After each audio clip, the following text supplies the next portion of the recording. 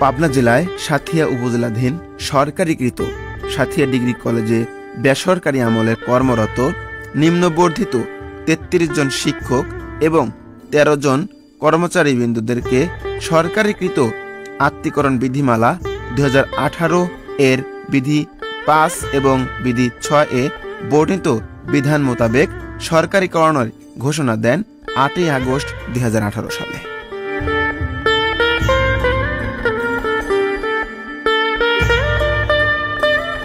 বঙ্গবন্ধু কন্যা মাননীয় প্রধানমন্ত্রী শেখ হাসিনার ঐকান্তিক প্রচেষ্টায় যে সকল উপজেলায় সরকারি কলেজ এবং হাই স্কুল নেই, সেখানে একটি করে কলেজ ও হাই স্কুল প্রতিষ্ঠার লক্ষ্যে তিনি একটি প্রকল্প হাতে নেন।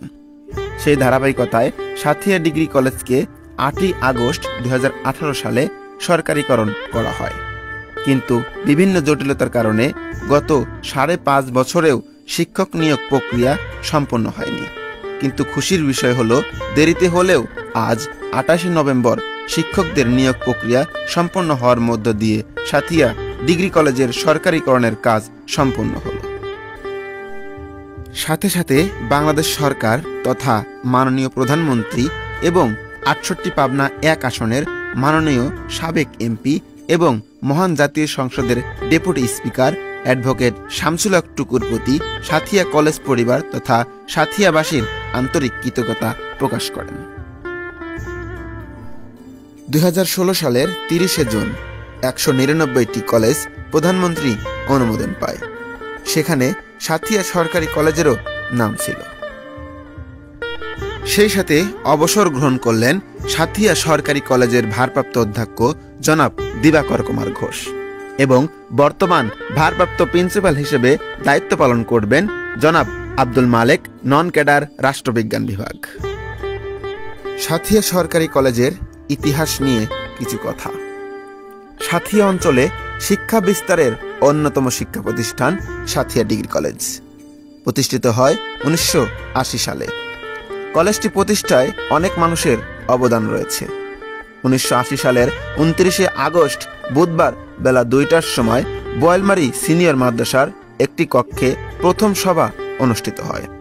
এ সভা থেকে সাঁথিয়ায় একটি কলেজ প্রতিষ্ঠা করার ব্যাপারে সিদ্ধান্ত গৃহীত হয়। পরবর্তীকালে ১৬ নভেম্বর ১৯৮০ সালে দ্বিতীয় সভা অনুষ্ঠিত হয়। সভায় কলেজ পরিচালনা কমিটি গঠন করা হয়। জনাব ডক্টর ওসমান গনিকে সভাপতি ও জনাব ইদ্রিস আলীকে সেক্রেটারি এবং অধ্যক্ষ করে কমিটি গঠন করা হয়। কমিটির অন্যান্য সদস্য হলেন অবসরপ্রাপ্ত পুলিশ অফিসার জনাব তোজাম্মেল হোসেন সহসভাপতি, জনাব মোজাম্মেল হক চাদু মাস্টার সহ সম্পাদক, জনাব আমজাদ হোসেন কোষাধ্যক্ষ, জনাব সৈয়দ আলী খা, জনাব আলহাজ আফতাব উদ্দিন, জনাব মোজাম্মেল হক মাস্টার, জনাব ফয়জাল হক, জনাব কাজী আব্দুল কুদ্দুস, জনাব ইসমাইল হোসেন সদস্য। এ কমিটি ছাড়াও কলেজ প্রতিষ্ঠার ব্যাপারে সহযোগিতা এবং জমিদান করেছেন তৎকালীন চেয়ারম্যান সাবেক মেয়র জনাব মোহাম্মদ মিরাজুল ইসলাম সাহেবের পিতা জনাব মুজিবুর রহমান এবং আরও অনেকে। প্রথম দিকে সাঁথিয়া পাইলট উচ্চ বিদ্যালয়ের ৩টি কক্ষে সাঁথিয়া কলেজের ছাত্রছাত্রীদের ক্লাস নেওয়া হয়। মাত্র ২০ থেকে ২৫ জন ছাত্রছাত্রী নিয়ে কলেজের যাত্রা শুরু হয়। সর্বপ্রথম সাবেক মেয়র জনাব মিরাজুল ইসলাম সাহেবের পিতা জনাব মুজিবুর রহমানের দান করা জমির উপর কলেজের একটি টিনের ঘর নির্মিত করা হয়। ১৯৮৭ সালে কলেজের ছাত্র সংসদ নির্বাচিত হয়।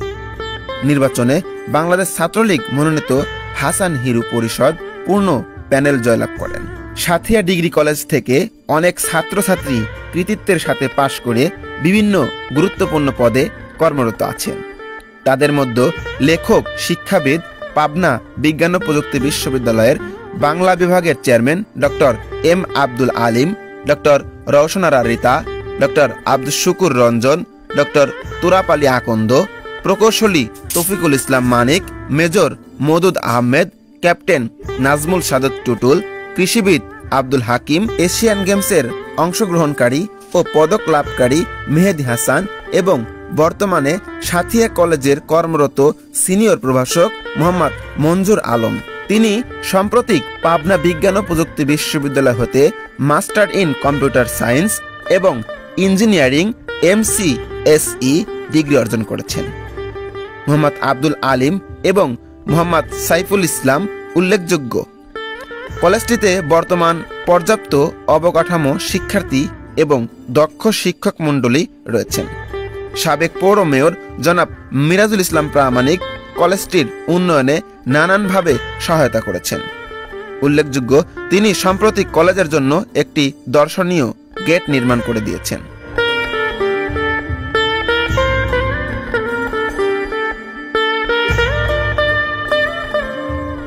সেই সাথে গণপ্রজাতন্ত্রী বাংলাদেশ সরকারের সাবেক স্বরাষ্ট্র প্রতিমন্ত্রী এবং বর্তমান মহান জাতীয় সংসদের ডেপুটি স্পিকার আলহাজ অ্যাডভোকেট শামসুল হক টুকু MP কলেজটিকে যথাযথভাবে উন্নয়ন এবং পরিচালনায় সার্বিক সহযোগিতা করে যাচ্ছেন।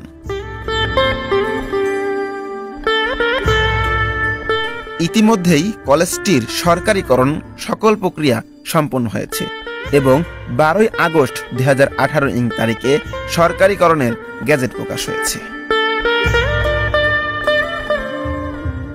সেই সাথে আজ 28 নভেম্বর শিক্ষকদের নিয়োগ প্রক্রিয়া সম্পন্ন হওয়ার মধ্য দিয়ে সাথিয়া সরকারি কলেজের সরকারিকরণের কাজ সম্পন্ন হলো।